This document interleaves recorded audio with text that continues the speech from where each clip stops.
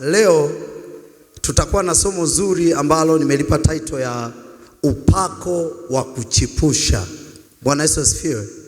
Upako wa kuchipusha. Na leo tutaenda kutumia sana case study ya mtu mmoja ambaye alikuwa ni kuhani kutoka katika kabila la Lawi, anaitwa Haruni. Ndio ataenda kuwa case study yetu. Bwana Yesu asifiwe. Naamini kwa namna moja au nyingine kuna watu Mungu ataenda kuwavusha katika maeneo mbalimbali. Basi kama una Biblia yako hapo ulipo, tunaweza tukafungua kitabu cha Hesabu sura ya 17 mstari wa 6 mpaka wa 8. Kitabu cha Hesabu sura ya 17 mstari wa 6 hadi wa 8. Neno la Mungu linasema, basi Musa akawaambia wana wa Israeli, ndipo wakuu wao wote wakampa fimbo moja kwa kila mkuu, kama nyumba za baba zao zilivyokuwa, fimbo 12, na fimbo ya Haruni ilikuwa kati ya fimbo zao. Kisha Musa akaziweka hizo fimbo mbele za Bwana katika hema ya kukutania. Ilikuwa siku ya pili yake. Musa akaingia ndani ya hema ya ushahidi, na tazama, ile fimbo ya Haruni iliyokuwa kwa nyumba ya Lawi ilikuwa imechipuka, imetoa michipukizi na kuchanua maua na kuzaa malozi mabivu. Bwana Yesu asifiwe. Kama ni msomaji mzuri wa neno, kuna kipindi ambacho Musa na Haruni wakiwa wanaongoza kundi la wana wa Israeli kutoka Misri kwenda kwenye nchi ya ahadi Kanaani, walipitia changamoto nyingi. Changamoto mojawapo waliopitia Musa na Haruni ilikuwa ni kukataliwa na watu wanaowaongoza. Bwana Yesu asifiwe. Kitu cha kwanza kabisa walichokutana nacho ni rejection. Kulikuwa kuna watu wanaitwa wana wa Kora. Kulikuwa kuna kina Dathan, Abiram, au walikuwa wameunda kundi lao, wako against na Musa na Haruni. Kwa hiyo kama hata wewe kuna sehemu umekataliwa, sio kwa mara ya kwanza. Ni desturi ya watu wakuu waliochaguliwa na Mungu kupitia kukataliwa. Yefta mwenyewe alikataliwa na ndugu zake kabisa na wakamfukuza. Lakini ndugu zake hao baada ya upako wa vita kuwa juu ya Yefta, wakaenda kumtafuta awasaidie kupigana vita. Lakini Daudi, Yese aliita watoto wake wote, akamsahau Daudi ambaye ndo mfalme ambaye Mungu amemtuma Samuel akampake mafuta Bethlehem. Kwa mtu yoyote mkuu, kitu ambacho utakutana nacho katika maisha yako ni kukataliwa. Na kuna kitu kimoja ambacho unatakiwa ufahamu. Wakikukataa watu, haimaanishi Mungu amekukataa. Watu wengi wakikataliwa na watu wanaona kama Mungu amewakataa. Sio kweli. Musa na Haruni walikuwa wamepakwa mafuta kwa ajili ya kuliongoza kundi la wana wa Israeli, lakini wakakataliwa na lile kundi ambalo wanaliongoza. Bwana Yesu asifiwe. Kwa kitu alichokifanya Mungu, baada ya kuona minunguniko inakuwa mingi, kelele zinakuwa nyingi, akataka amthibitishe Haruni kama amemuita, kama amemchagua. Bwana Yesu asifiwe.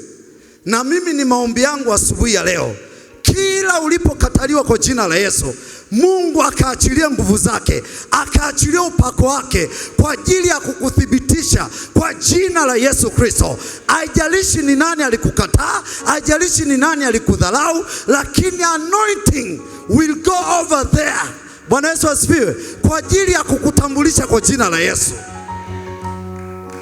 Leo kuna upako ambao utaenda juu ya watu waliokukataa, alafu wenyewe watakuita, watakubali. Mungu akiamua kumthibitisha mtu, hakuna anayeweza kumkataa. Kwa hiyo hao watu, ukisoma ule mstari wa 6, Mungu akawaambia kila mtu alete fimbo yake. Yalikuwa ni makabila 12. Maanake katika makabila yote 12, kila kabila litakiwa litoe fimbo moja. Na hao watu waliokuwa wanaleta fimbo walikuwa ni watu wakuu wa kila kabila. Na kumbuka, tunapozungumzia fimbo, fimbo tunazungumzia kama symbol ya leadership, ya uongozi. Maanake hao watu walikuwa wamkubali Haruni, wanataka nao kuwa viongozi. Lakini Mungu akataka amthibitishe Haruni. Akamwambia Musa, waambie wakuu wote wa nyumba wakusanye fimbo zao. Wakisha zikusanya wakuletee wewe, uende kuliwekea katika hema kukutania. Bwana Yesu asifiwe. Kuna kitu unatakiwa ufahamu. Kuna kitu umekibeba ambacho akifanani na wengine. Haruni alikuwa na fimbo. Wakuu wa nyumba ya makabila kuanzia kabila la kwanza hadi la 11 wote walikuwa na fimbo, lakini fimbo zao hazifanani na fimbo za Haruni. Bwana Yesu asifiwe. There is something you are carrying. Kuna kitu ambacho umekibeba ndani yako ambacho akifanani na mtu mwingine yoyote. Ndio hicho ambacho Mungu anataka akichipushe asubuhi ya leo, ili dunia wafahamu ulichokibeba, ili nchi wafahamu ulichokibeba, ili familia ifahamu ulichokibeba, ili ukoo wafahamu ulichokibeba. Kwa wale jamaa wakakusanya fimbo. Walipokusanya fimbo zao zote 12, zile fimbo zikachukuliwa na Musa zikaenda kuwekwa katika hema ya kukutania. Na nasoma vizuri, zile fimbo zilienda kuwekwa sehemu moja wanaita takatifu pa patakatifu, the holy of holies. Muulize jirani yako, wewe unajua ulichobeba? Ana fimbo. Mwambie, wewe unajua una fimbo.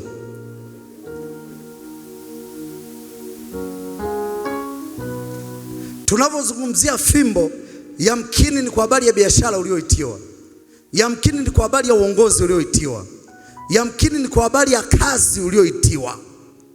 There is something that you are carrying, something special, ambayo hakuna mwingine ambayo anayo.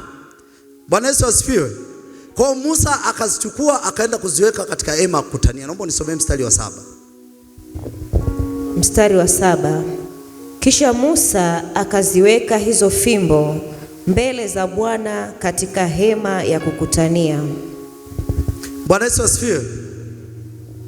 I pray, ni maombi yangu ya kwamba usiondoke katika hema kukutania. Kuna kitu kinafanyika. Fimbo yako imechukuliwa, imewekwa katika hema ya kukutania. Ni hatari sana ukatoka katika hema kukutania wakati bado fimbo yako inafanywa kazi katika hema kukutania. Bwana Yesu asifiwe. Sijui ngapi wanielewa. Kuna mchakato ambao unaendelea katika ulimwengu wa roho ambao wewe ufahamu, lakini fimbo yako imewekwa katika hema kukutania. Mungu anajua anachokifanya. Wewe hauoni kinachotokea katika biashara yako, lakini Mungu ameweka katika hema kukutania. Ameweka patakatifu pa patakatifu. Baadaye utanielewa vizuri. Kuna vitu vinafanyika katika nyumba ya Mungu, vinafanyika kwa process. Unashangaa, unajiuliza, kwa nini kila nikiamka asubuhi lazima niende kanisani? Kwa nini nikiamka kila siku asubuhi lazima niende kwenye maombi? Mungu amekuweka katika hema ya kukutania. Kuna kitu anakitengeneza. Wanaotoka katika hema ya kukutania ni tofauti na wanaotoka nje ya hema. Bwana Yesu asifiwe.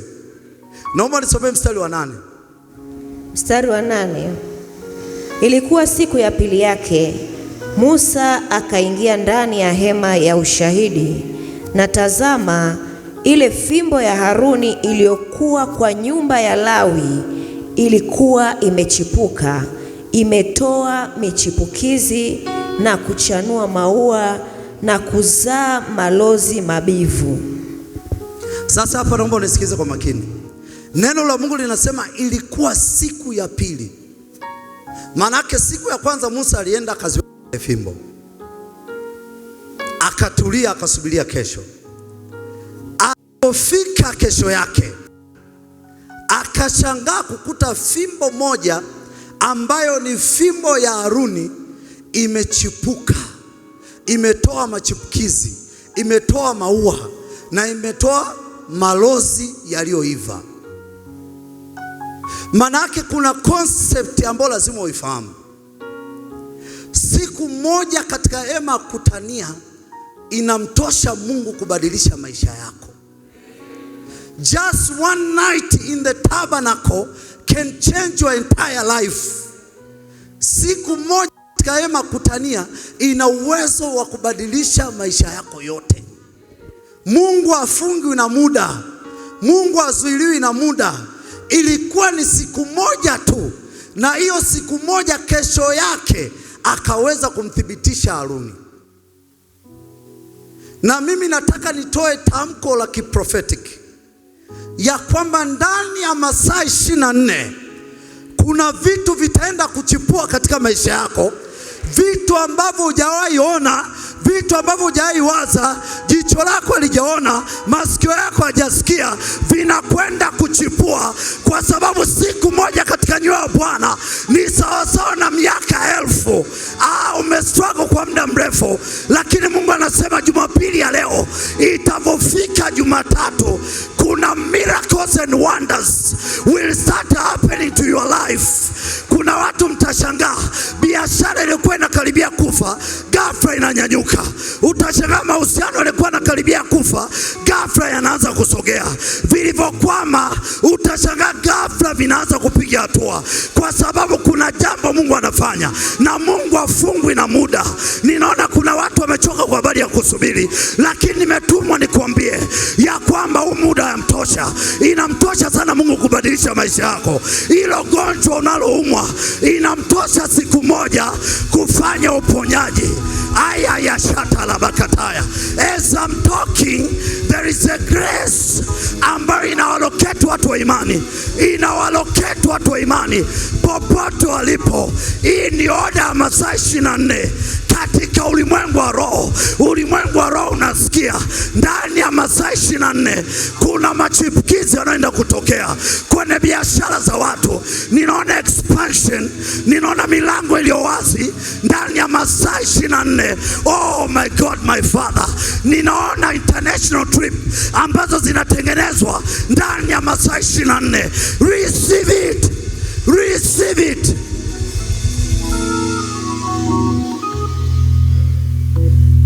Kwa sababu tumejiwekea interview ya muda.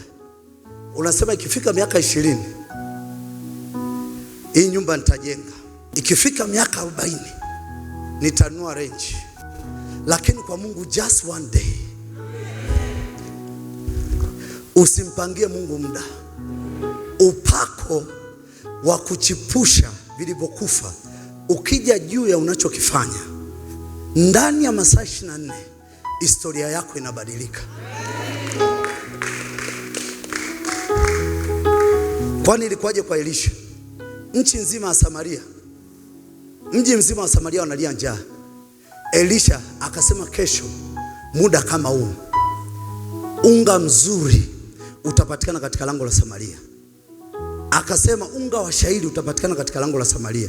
Manake ilikuwa ni oda ya masaa 24. Na mimi nakwambia utavoianza Jumatatu yako haitakuwa Jumatatu ya kawaida, kwa sababu Mungu amekamata masaa 24 yako. Kila kilichozuiliwa kwa destiny yako Mungu anashughulika nacho. Kama ni kikwazo kinaondoka, kama ni limitations zinaondoka, kama ni magonjwa yanaondoka, kama ni milango imefungwa. I declare be open, be open, be open. Unazania usije kuwa na imani kama Musa.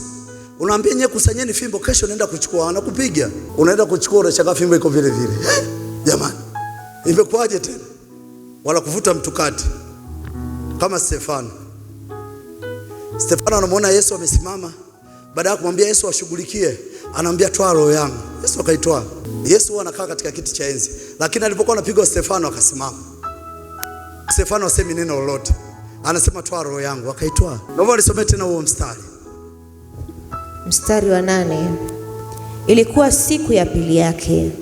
Musa akaingia ndani ya hema ya ushahidi, na tazama, ile fimbo ya Haruni iliyokuwa kwa nyumba ya Lawi ilikuwa imechipuka, imetoa michipukizi na kuchanua maua na kuzaa malozi mabivu.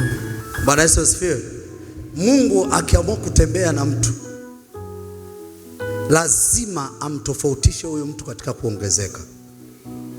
Fimbo zilikuwa zipo nyingi, lakini katika hizi fimbo 12 hakuna fimbo hata moja iliyochipua. Na mimi nataka nikwambie, kuna fimbo unaziona unaziogopa, lakini ni fimbo zingine 11 ziko huko mitaani. Tofauti yako wewe na wao, wewe ndani yako kuna Yesu ambaye unatembea naye kupitia hiyo fimbo. Kwenye biashara yako Yesu yupo. Bwana Yesu asifiwe. Kwenye kazi yako Yesu yupo. Kwenye kila unachokifanya yupo. Ila kwao Yesu hayupo. Kwa hiyo Yesu asubuhi ya leo ameamua kutembea na mtu mmoja. Mungu akitaka athibitishe nguvu zake, anamchagua mtu mmoja, na akisha mchagua mtu mmoja, anamimina upako ambao kila mtu akiona anasema uzaaji wa namna hii sio wa kibinadamu.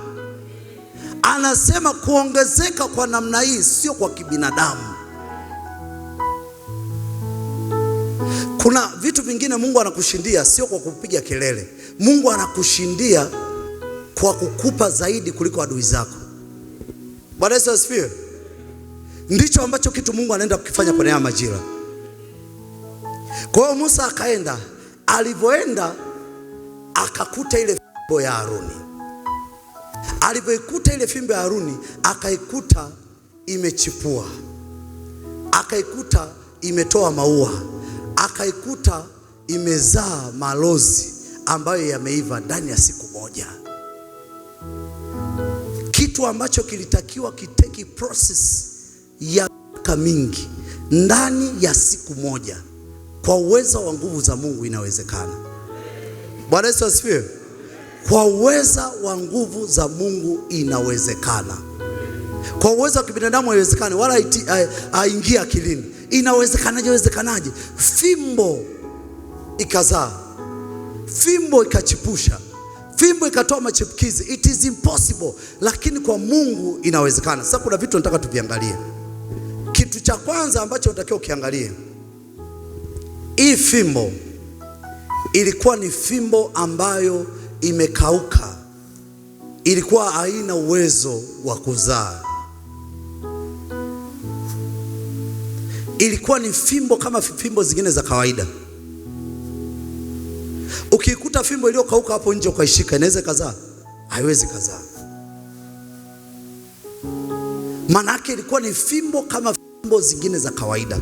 Ila kitofautisha fimbo ya Haruni na fimbo zingine ni kwa sababu kulikuwa kuna nguvu za Mungu kuithibitisha fimbo ya Haruni.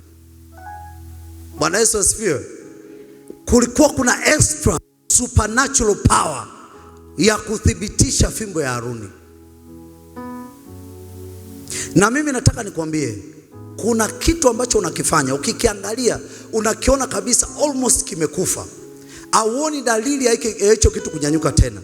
Lakini nataka nikwambie leo kuna upako, na huo upako utaenda kuloketi chochote ambacho unakiona kinakaribia kufa. Utashangaa ghafla kimepata uhai. Nasema utashangaa ghafla kimepata uhai kwa jina la Yesu. Kama ni biashara ipate uhai, kama ni kiwanda kipate uhai, kama ni kazi ipate uhai, kama ni uzao upate uhai kwa jina la Yesu. Kila kilichokufa katika maisha yako, I speak life.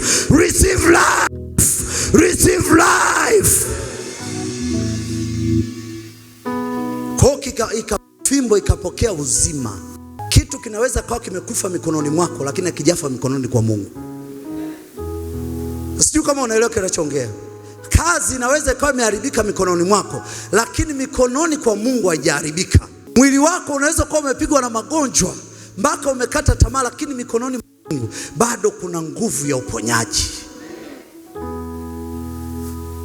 Na mimi na declare asubuhi ya leo, kila kilichoshindikana ambacho ni chronic cases, kuanzia sasa nakiweka katika mikono ya Mungu. Kila cha kwako kilichoshindikana nakiweka katika mikono ya Mungu kuanzia sasa, kwa jina la Yesu. Kikae katika mikono ya Mungu. Kama ni kwa habari ya afya, naiweka kwenye mikono ya Mungu. Kama ni kwa habari ya biashara, naiweka kwenye mikono ya Mungu. Kama ni kwa habari ya uzao, naweka kwenye mikono ya Mungu. Na baada ya leo, itavofika Jumatatu, kuna mambo yataanza kutokea, kwa sababu Yehova amechukua, kwa sababu Yehova amechukua, kwa sababu Yehova amechukua. Ninaona Yehova akintervene biashara ya mtu mmoja. Ninaona Yehova akintervene kazi ya mtu mmoja. Ninaona Yehova akintervene afya ya mtu mmoja. Ninaona Yehova akintervene kampuni ya mtu mmoja. Kwa jina la Yesu, inawezekana kuanzia sasa, inawezekana kuanzia sasa, inawezekana kwa jina la Yesu. Tatizo tu hatuweke mikononi mwa Mungu. Tunatakiwa tuvikabidhi. Sisi kazi yetu ni kumpa Mungu. Hii biashara mimi nimeshindwa, akili zangu zimefikia mwisho, nimeileta kwako, nisaidie Mungu. Kazi yangu imefikia mwisho, sioni dalili ya kuchukua katika ile eneo, ninaileta katika mikono yako. Sasa swali la kujiuliza, hii fimbo ya Haruni iko katika hema. Kwenye hema mvua, kwenye hema kuna jua, kwenye hema kuna udongo wa kupanda. Maana yake kumbe katika ulimwengu wa roho ipo nguvu ambayo inafanya vitu vizaliwe, nje ya udongo, nje ya mvua, nje ya jua. Bwana Yesu asifiwe. Sijui kama unanielewa. Maana yake kuna nguvu ya Mungu ambayo ikikaa juu ya kitu, haijalishi mazingira hicho kitu kinachopitia, haijalishi mazingira ya biashara ulionayo, haijalishi mazingira ya afya ulionayo, ikija nguvu ya Mungu ina uwezo kutengeneza mazingira yanayohitajika kwa ajili yako. Mimi nishangaa sana, hakuna jua, hakuna udongo, hakuna mvua, lakini fimbo imechipua. Na kilichonishangaza kingine, inawezekanaje fimbo ichipue ndani ya masaa 24 na ikatoa matunda? Manake kulikuwa kuna upako wa kuvunja protocol. Manake kuna upako ambao ukienda juu ya kitu fulani, kitu kama ulikuwa unatakiwa utumie miaka 20, utatumia miezi 3, utatumia miezi 4, utatumia miezi 5. Bwana Yesu asifiwe. Kwa hiyo leo kuna anointing ambayo Roho Mtakatifu ataiachilia kwako. Nilikuwa nataka uelewe kitu ambacho Mungu atakiachilia kwako kabla akijaachiliwa. Kitu cha kwanza, hizi nguvu za Mungu zitaanza kutembea, vitu ambavyo vilikuwa vimekaribia kabisa kufa, havina dalili ya kuzaa, havina dalili ya uhai, vitaenda kupata uhai tena. Bwana Yesu asifiwe. Hicho ndo kitu cha kwanza, vitaenda kupata uhai tena. Lakini kitu cha pili, kuna mazingira ambayo hicho unachokifanya kimewekwa kinashindwa kukua, lakini ipo nguvu ya Mungu ambayo ina uwezo wa kubadilisha mazingira. Ipo nguvu ya Mungu ambayo ina uwezo wa kubadilisha mazingira. Yamkini mazingira ulionao ya biashara ni madeni. Yamkini mazingira ya biashara ulionao huna wateja. Nguvu ya Mungu ikija inajua namna ya kudili na madeni. Nguvu ya Mungu ikija inajua namna ya kuleta wateja. Bwana Yesu asifiwe.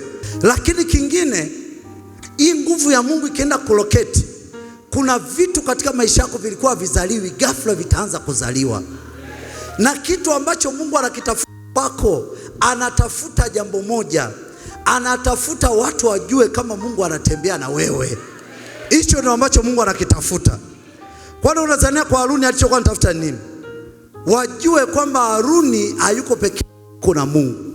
Kwa kuna issue ya vitu vilivyokufa ambavyo vilikuwa havina dalili kabisa kuzaa, leo vitaenda kuzaa kwa jina la Yesu. Na kuna vingine vimecheleweshwa, nitaenda kudeclare masaa 24, things will start to happen. Kwa lazima wewe kama mpendwa ufahamu namna nguvu ya Mungu inavyofanya kazi.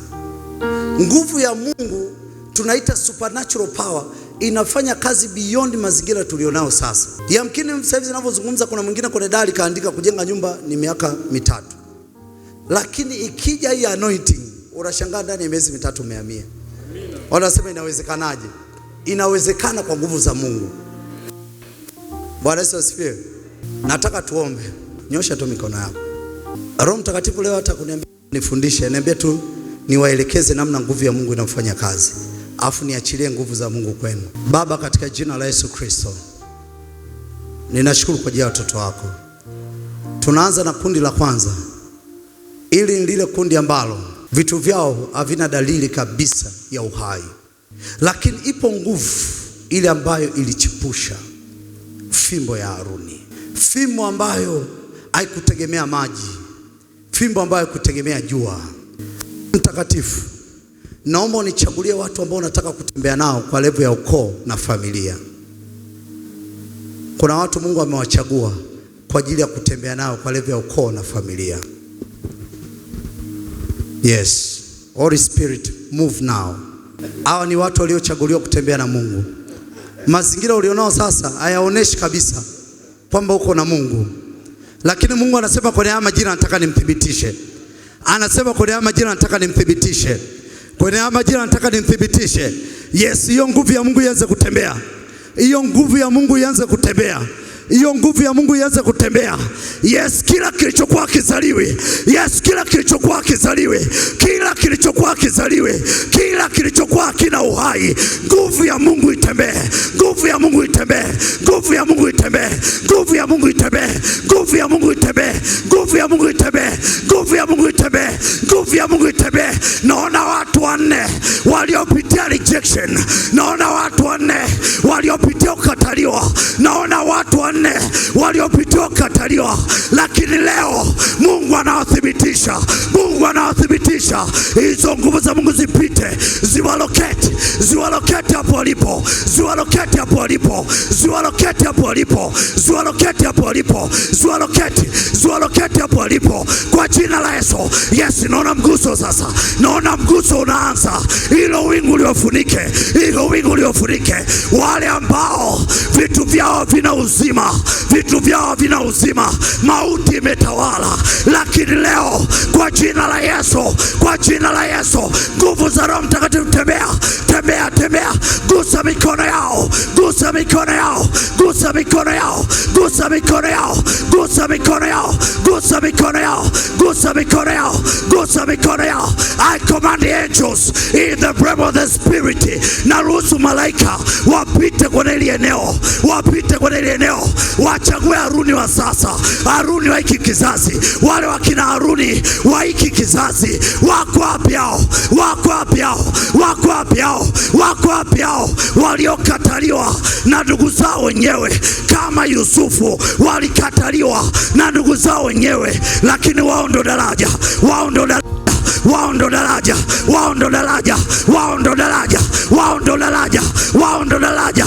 Yes, naona watu watatu, naona watu watatu. Kuna nguvu ya Mungu inapita isiyo ya kawaida. Nasikia hawa ni makuhani, nasikia hawa ni makuhani. Hawa ni watumishi wangu. Nasikia sauti inaniambia hawa ni watumishi wangu, lakini wamepitia kukataliwa. Hawa ni watumishi wangu, hawa ni watumishi wangu kwenye maeneo mbalimbali. Hawa watu ni mapristi, ni mapristi. Aya shatalaba, ni mapristi. Hawa watu ni mapristi, ni mapristi, ni makuhani, ni makuhani, ni makuhani, ni makuhani. Hawa watu ni makuhani. Naona mafuta juu yao. Wengine makuhani, lakini viongozi kwenye taasisi, lakini viongozi kwenye taasisi. Nasikia namkalisha kwenye hiki kiti kwa ajili ya ufalme wangu, kwa ajili ya ufalme wangu, kwa ajili ya ufalme wangu. Touch, touch, touch, touch, touch, touch. Nyosha mikono. Wale ambao vitu vyao vinazaa kwa tabu, vimewekwa katika mazingira ambayo uzaaji wake ni wa tabu. Leo kuna upako wa kuchipusha chochote kilichokuwa kwenye mazingira ya ukame, mazingira ya ukame, mazingira ya ukame, mazingira ya ukame. Yes, I declare ndani ya masaa 24 kila kinachotakiwa kuzaliwa, kila kinachotakiwa kuzaliwa, I command you now, kuzaliwa, I command you now, come out, come out, come out. Oh, naona matunda yanatoka, come out, come out, come out, come out, come out. Connect yourself, come out. Yale malozi yanayotakiwa kutoka, come out. Naona biashara ambayo haikui, lakini leo kwa neno la Bwana, hiyo biashara ambayo ilikuwa haikui, I declare matunda yatoke, machipukizi yatoke kwa jina la Yesu, kwa jina la Yesu, kwa jina la Yesu. Come out, come out, come out, come out, come out.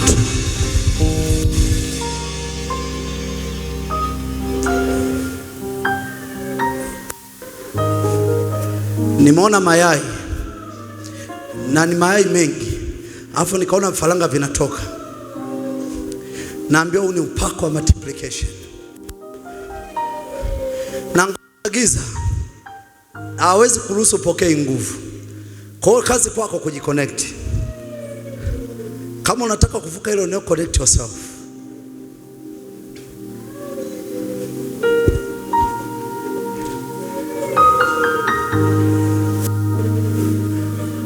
Nimeona malaika ana pembe ya mafuta, anapita anachagua watu, anamimina kichwani.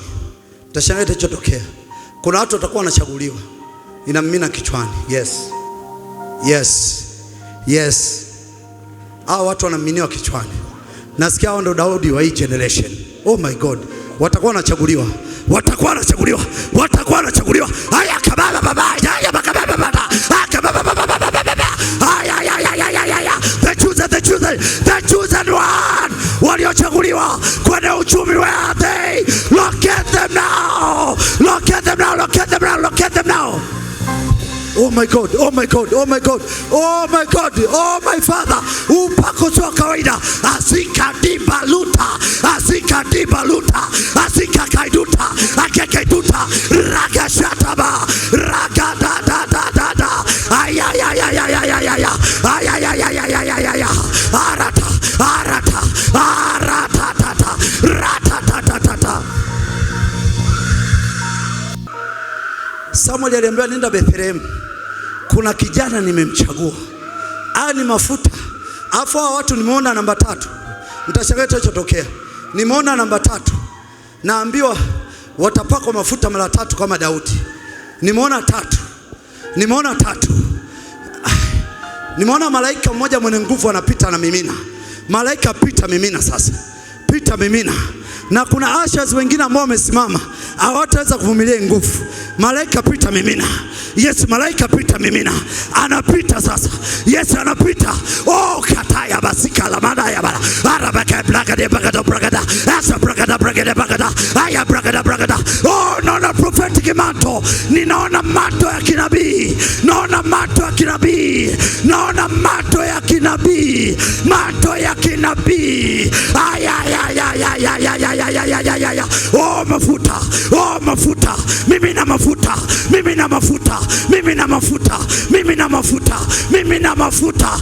na mafuta. Aya. Shataka. Araga shataka. Mafuta. Touch.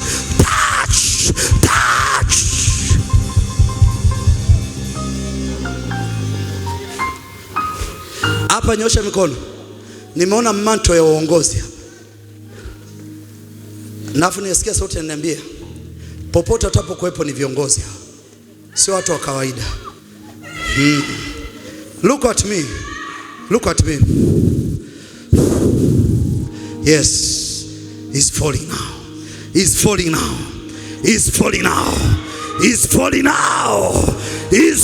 now.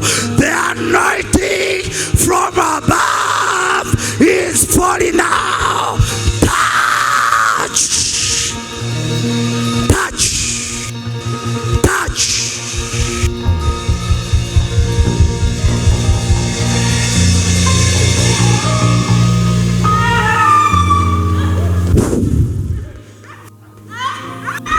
Nyosha mikono, upako ni mkubwa sana. Usipojiconnect na nguvu za Mungu,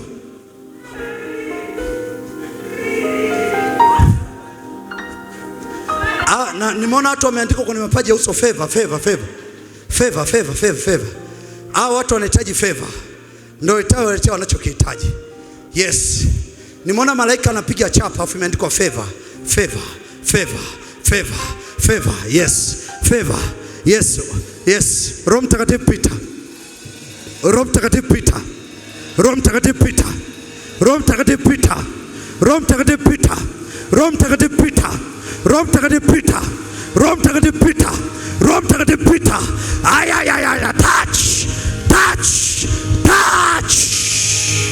Touch.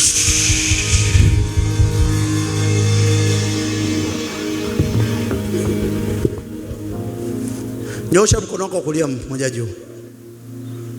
Huo mkono ni ishara ya eneo moja ambalo limeshindikana miaka mingi.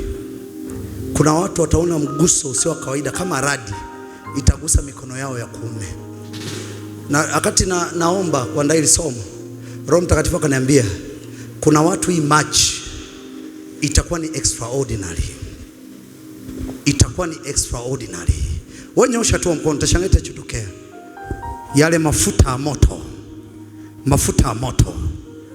Hawa watu wakishika fedha, hata kama ni ndogo inaongezeka. Hata kama ni ndogo itaongezeka. Ninaona cheki. Naambia mkono utasaini cheki ya millions of dollars. Roho Mtakatifu pita wachague. Peter, locate them now.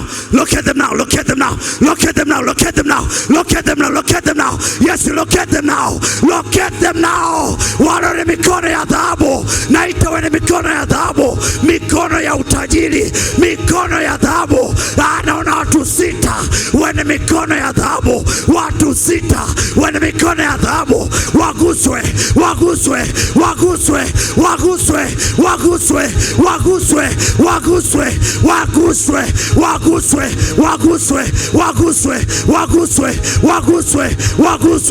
Touch. Hawa watu wana mikono ya dhahabu. Hao wamedesigniwa kushika vitu vikubwa. Nasikia bado tukae hapa, wamedesigniwa kushika vitu vikubwa. Roho Mtakatifu, nichagulie watu 10 ambao watakuwa mfano kwa eneo la uchumi. Ninaita waliobeba nyota kama Haruni. Wamekataliwa lakini walichokibeba kinatakiwa kuzaa. Wamekataliwa lakini walichokibeba kinatakiwa kuzaa. Hao watu nyota walioibeba ni nyota kama ya Haruni. Hao watu nyota walioibeba ni kama nyota ya Haruni. Kuna jambo linatakiwa kuzaliwa, lakini limezuiliwa vizazi na vizazi, lakini kwako linazaliwa kwa jina la Yesu. Nataka uombe eneo moja ambalo unaona kabisa kana pray. I want you to pray. Na ukiomba kwa kumaanisha nguvu za Mungu zitakuja kukugusa hapo ulipo. Leo tunaongelea kwa habari ya nguvu za Mungu. Nguvu ambazo hazitegemei mazingira vitu kuzaliwa. Nguvu ambazo hazitegemei mvua vitu kuzaliwa. Nguvu ambazo hazitegemei jua vitu kuzaliwa. Pray. You can do more than that. Pray.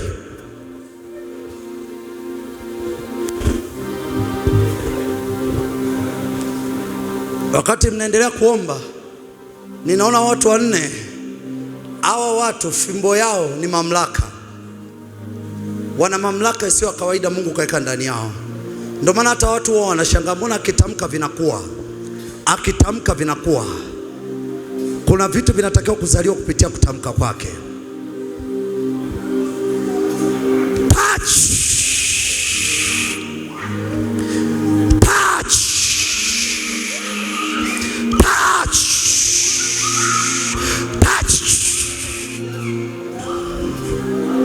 Kalabakataya. Kuna kitu kinaendelea sio cha kawaida. Kuna nguvu inapita kama radi. Chochea.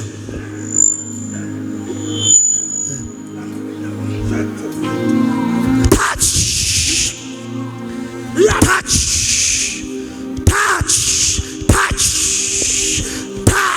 Holy Ghost. up your hands. Lift up your hands.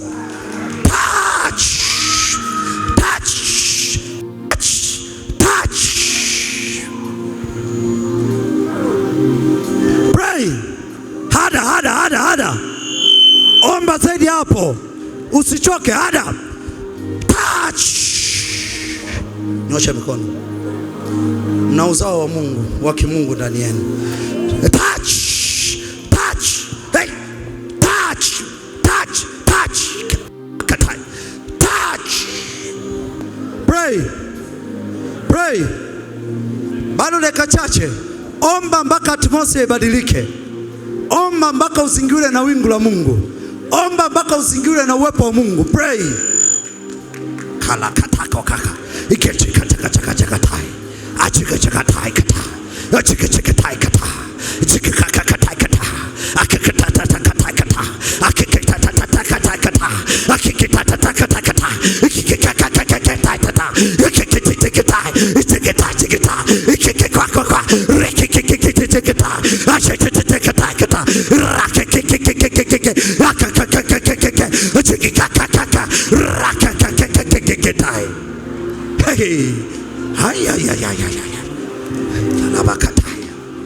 Leo ni manifestation ya nguvu za Mungu.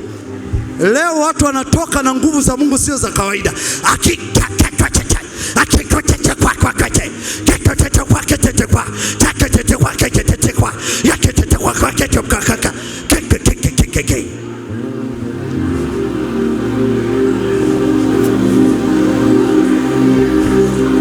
Keep on praying. Push harder.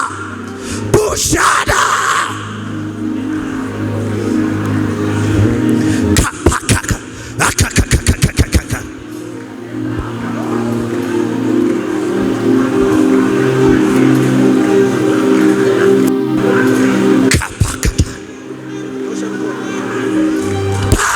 Hapana, simama mbele yako.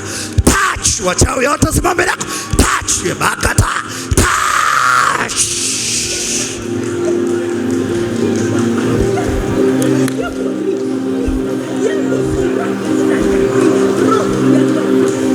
Oh yes, it's happening now.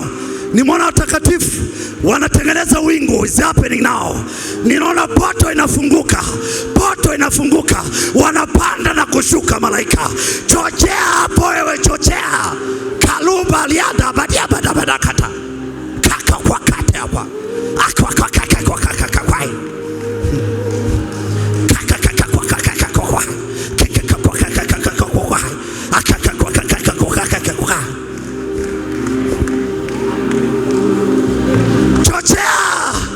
Chochea.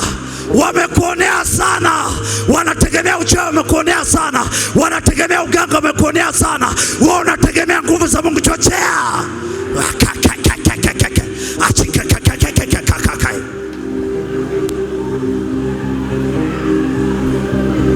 Yes.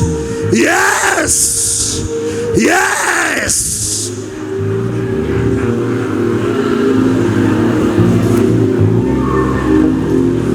Oh my God. Oh my God. Chochea.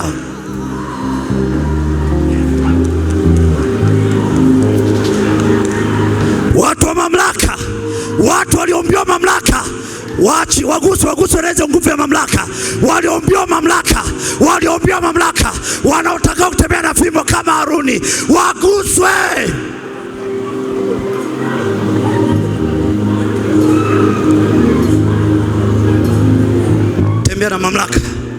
Tembea na mamlaka kwenye kazi yako. Tembea na mamlaka kwenye kazi yako.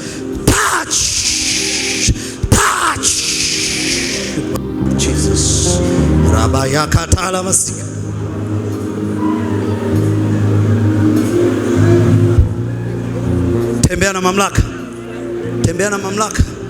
Tembea na mamlaka kubwa. Aliye ndani yako ni mkuu sana. Touch.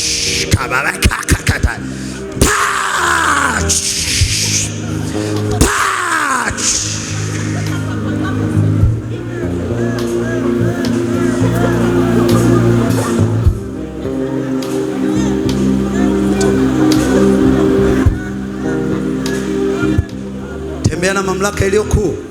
Tembea na mamlaka iliyo kuu. Touch. Touch. Na kushikisha ufimbo. Pray. Anza kuomba, sema naruhusu nguvu za Mungu ziniguse. Amrisha nguvu za Mungu zikuguse.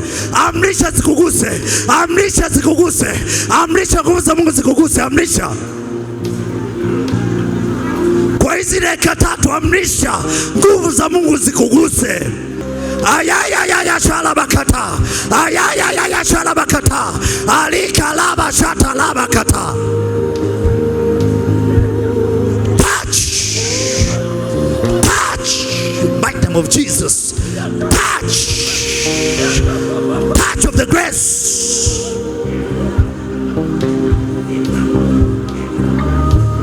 Amrisha nguvu ya Mungu ikuguse.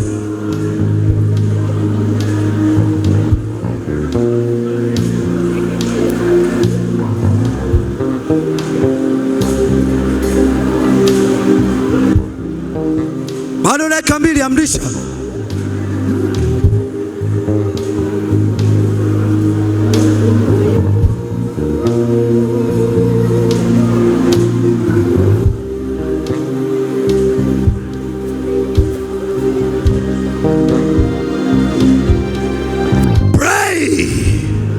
Bado dakika 2, pray.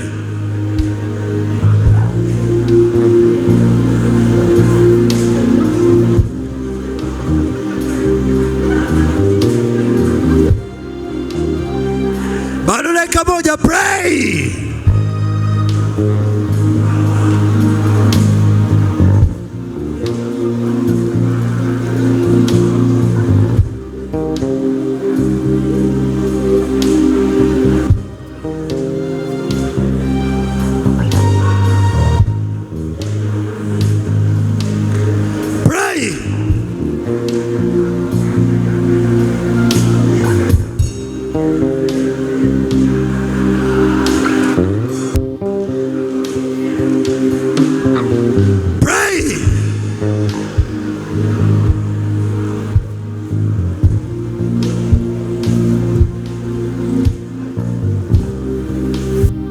In the mighty name of Jesus. Nyosha mikono yako.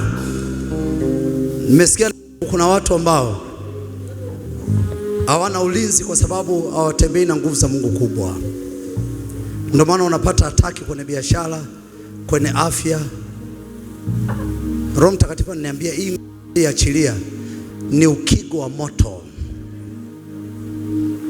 Hawa ni watu ambao wanaweza kukaa katikati ya wachawi na wachawi wote wakakimbia. Kalabakataya isa pratus bala agida baduba gala. Yes, the power is moving. Yes, yes, one after another, mmoja baada mwingine. Hawa ni watu wataotembea na nguvu isiyo ya kawaida, mmoja baada mwingine, mmoja baada mwingine. Yes, hilo wingu liofunike mmoja baada mwingine. Yes, asha sikuwa makini, mmoja baada mwingine. Mmoja baada mwingine, yes, ndo hao. Mmoja baada mwingine, yes, ndo hao. Mmoja baada mwingine, yes, ndo hao. Ndo hao. Ndo hao. Ndo hao. Ndo hao. Ndo hao. Ndo hao. Nasikia prince wa territory. Nasikia watawala wa maeneo ya kiroho. Wameandaliwa kuwa watawala wa maeneo ya kiroho. Wameandaliwa kuwa watawala wa maeneo ya kiroho. Hiyo mamlaka ipo juu yako. Hiyo mamlaka ipo juu yako. Hiyo mamlaka ipo juu yako. Touch. Touch. Nguvu ya Mungu inatembea. Inatembea. Inatembea.